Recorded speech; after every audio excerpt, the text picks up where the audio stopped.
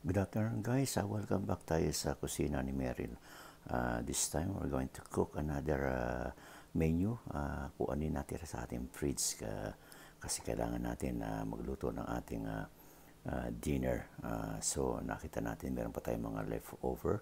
Actually hindi naman leftover pero mga nabili natin a few days ago and I wasn't able to cook it on time. So ang ginawa natin ay habon natin bago masira itong mga gulay nito at napakapamahal pa naman kung hindi natin mailuluto. Okay guys, ang iluluto natin ay chicken flavor shrimp chop suey again ang ating iluluto guys. Ito meron tayong mga natirang mga sangkap na ating gagamitin.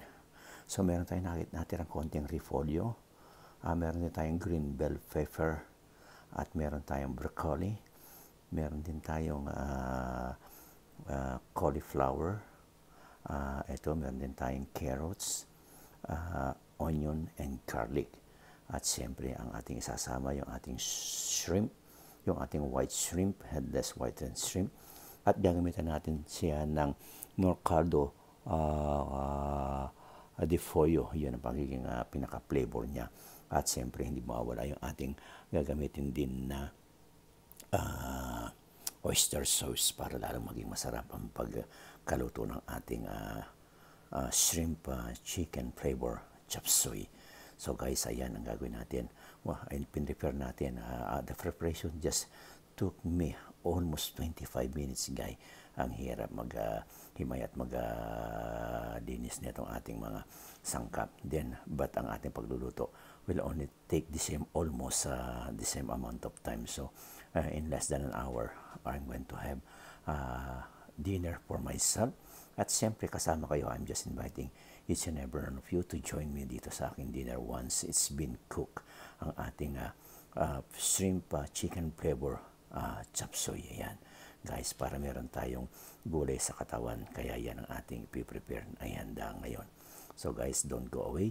At since naihanda natin ito, napakadali na ng preparation na gagawin natin, yung pagluluto na lang. What we're going to do is just saute it in frying pan, then sasama natin ang mga vegetable at kung ano pang kanyang ingredients. Then, sa ilang saglit lang ay luto na ang ating shrimp chicken flavor chop suey. Of course, this we always cook this in instant way, the basic way ng pagluluto natin. Then it's up to you guys na mga nandyan na magwawas na ito upang gusto nyo itong i-modify.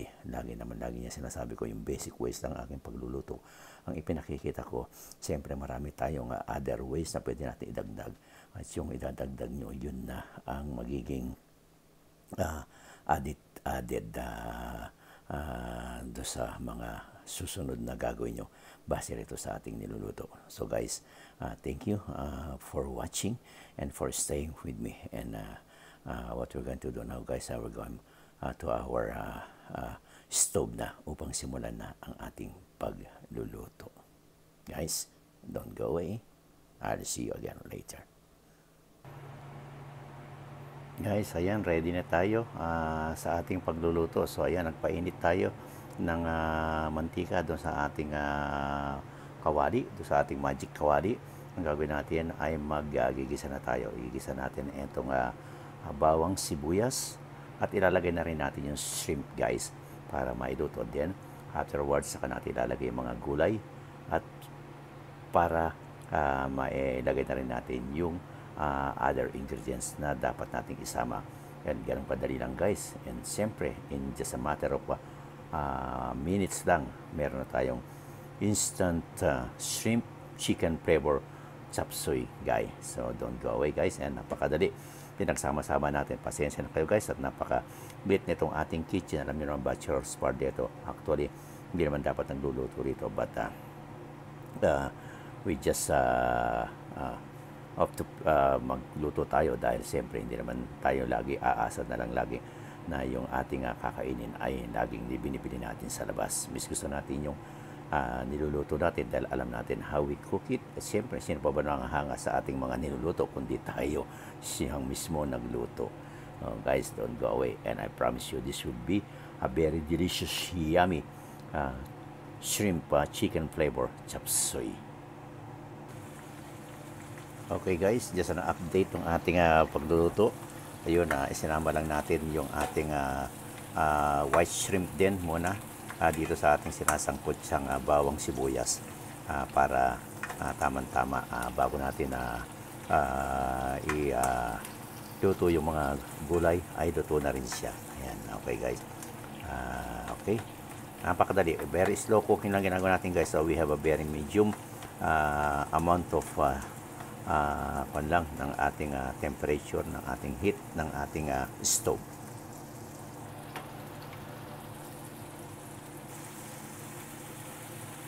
And guys, isinama na natin yung ating carrots at yung ating cauliflower. Ilalagay na rin natin itong ating green bell pepper at tatakpan muna natin ang ating gulay ng mga ilang minuto. Saka natin itutuloy ang paglalagay ng pinaka-konting sabaw niya na dahil konti na ilalagay natin dahil alam niyo naman ang mga gulay ay nagtutubig sila, nagwo-water sila. We don't want na ma-overcook o maging malabsa ang ating gulay. So dapat naka-watch lang tayo habang tinatakpan din natin. So guys, tuloy-tuloy na tayo.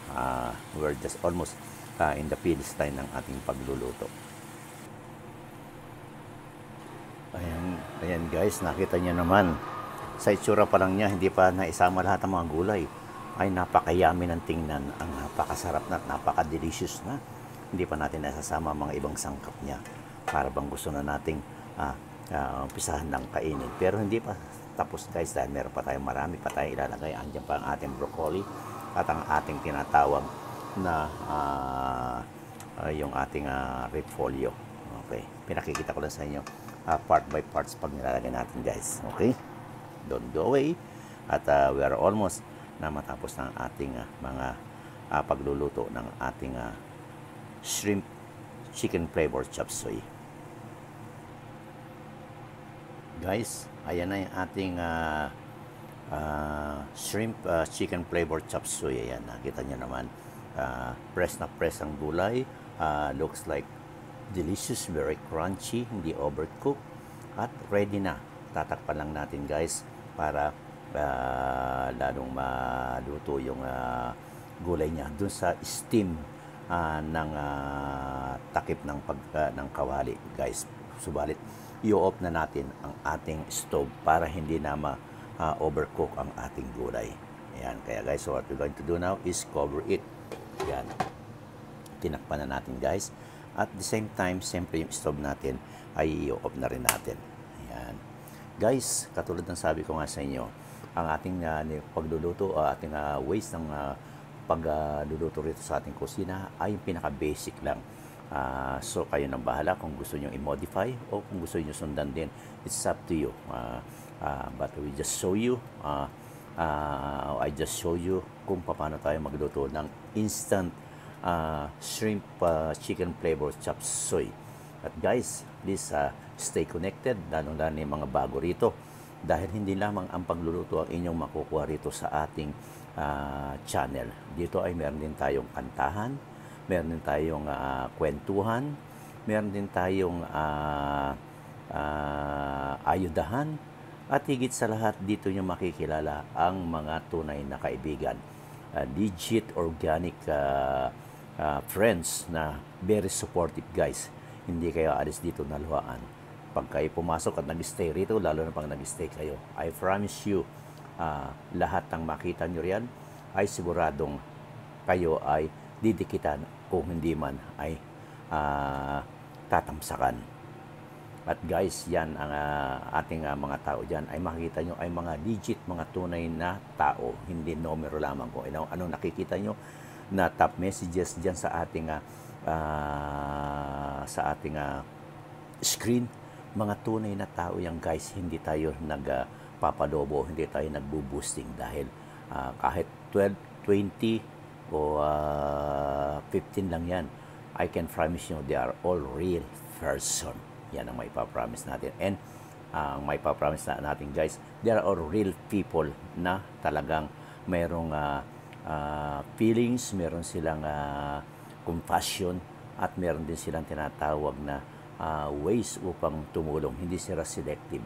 So guys, thank you, and in a while, I'm just inviting you again to join me in my dinner. So see you guys, don't go away, and see you again next time sa ating pagluluto dito sa kusina ni Meryl.